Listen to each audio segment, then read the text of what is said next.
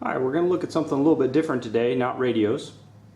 And I had a little bit of trouble doing this, so I thought I would take a quick video and show people how it's done. There are some videos on YouTube about this, but I didn't find them to have all the information that I wanted to see. So what we're going to do today is we're going to pull the carburetor out of a Honda Rebel CMX 250C. It's a 2001, but this process, as I understand, is pretty similar for like a decade of bikes. So let's take a look and see how it works. So I've got the carburetor loose, as you can see. It's just sitting here, and I've taken out all of the all of the connections to the carburetor so that we can see what had to be taken off and how it comes off without you having to watch me do all the work. So on this side, this is the right side of the bike. You have to take the accelerator cables off, and that's pretty easy. You take these two screws out right here, and then this bracket comes free. Once the bracket is free, you just take the cables out of the little throttle control here. No big deal. The other thing you're going to have to do on this side of the bike is there's a little bracket right here that fits in right here on the battery, holds the or it's on the same mount as the battery box. And what it does is it holds the side covers on. They have little bolts that go into these nuts in this bracket, and it holds the side covers on. They also have two pops, but these are the positive affixation of those side covers. So you have to take this bracket out, and the reason for that is that you cannot get the carburetor far enough to the rear to come off of its studs if you don't take this bracket out. The only other thing that you have to do on this side of the bike before the carburetor comes out, there are two bolts that hold the carburetor to the engine, two studs rather, with nuts on them. There's a nut right here, and you need to take that nut off. Other than that, everything we need to do can be done from the other side of the carburetor. So let's flip around and take a look at the other side. Alright, on this side of the carburetor, things are a little bit more cluttered, but they're not any more difficult.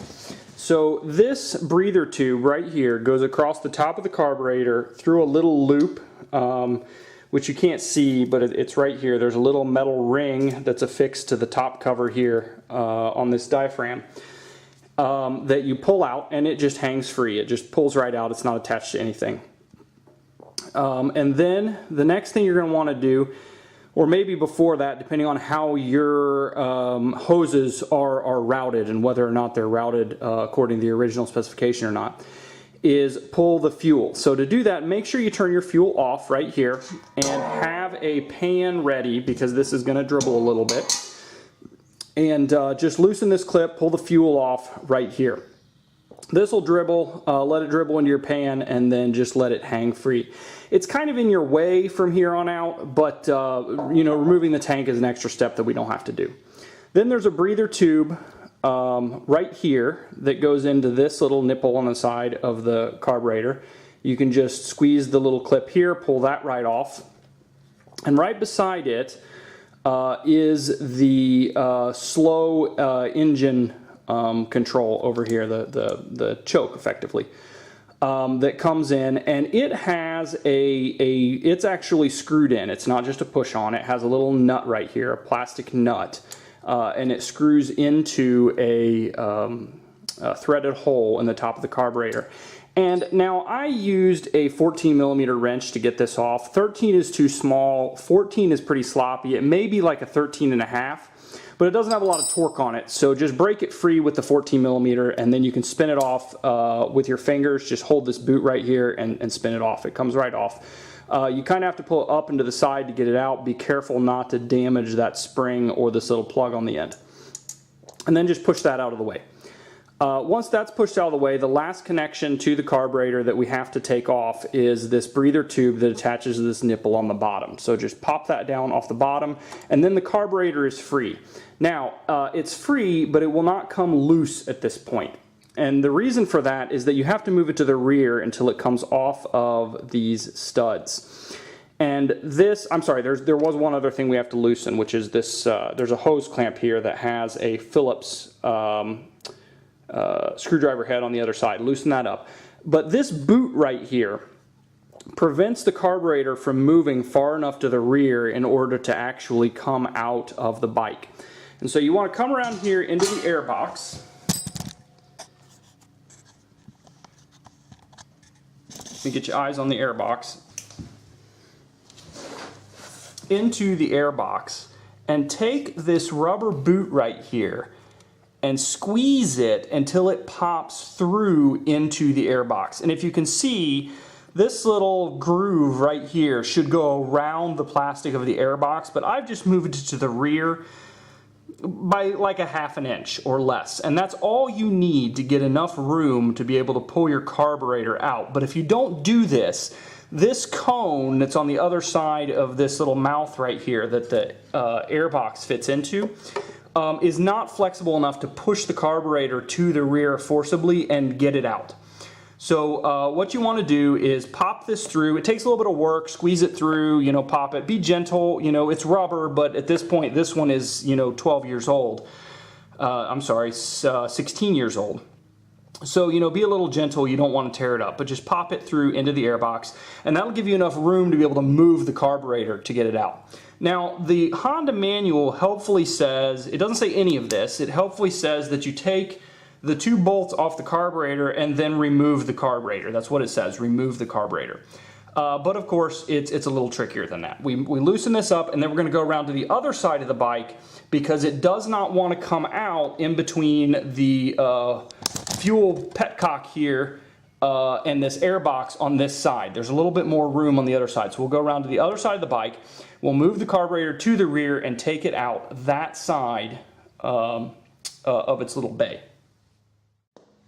So once we're on this side and we've loosened this boot, we've removed this boot, we've pulled all the hoses out, we've disconnected everything, push this out of the way so it won't get hung up on that, and then just work it gently to the rear. And this is going to be a little bit hard to do with the camera in the way, but work it gently to the rear. There are some cables and hoses up here that it's going to press against as you move it to the rear. So, you know, kind of keep them out of the way. Don't put too much tension on them. Don't bust it up too much if you can help it. And get it out over those studs. And one of them will, you can tilt it a little so that one of them comes out a little before the other, and that gives you a little more room. So once you've done that, you pull it to the rear and you lift it right out. Now, I've had this one out already today. So it didn't pour gasoline all over, but if you've been running it, if you've been working on it, particularly if, as I have, you have a stuck float in the bowl right here, it's going to be full of gasoline, and these ports are likely to dribble gasoline. So you may want to have a rag or a pan handy to catch some of that gas as it comes out. But that's it. It's really not that hard. But there are a couple of tricks to remember. The tricks that you're going to want to remember are to take this off the bracket, or take the bracket off the carb on the throttle cable so that you can get it off of this throttle adjustment.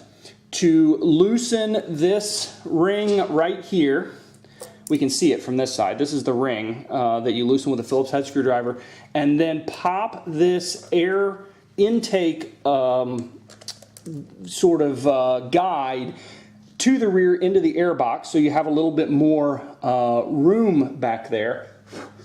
And then that you want to take it out the right hand side of the bike. It doesn't come out the left. So once you know those things, it's not a big deal. You just loosen it up, you pop it out of the bike. So I hope that's helpful to somebody else, as it would have been helpful to me to see. It takes this job from being a half an hour or 40 minutes of fiddling and moving and maneuvering to you know, 10 to 15 minutes from picking up your tools to having it out of the bike. Leave the tank on, leave the air box in place. Some people say you have to loosen the air box to do this. You absolutely don't. And just you know, be careful, go slow. Watch when you're taking it off of the rear of the bike that you don't scratch up this O-ring right here, and that you're reasonably kind to this surface because it does gasket against the engine. These studs do appear to be brass, so I don't know that they're going to do a lot of damage to this cast iron, but you do want to be careful with that. So I hope that's helpful, and I'll see you all in the next video.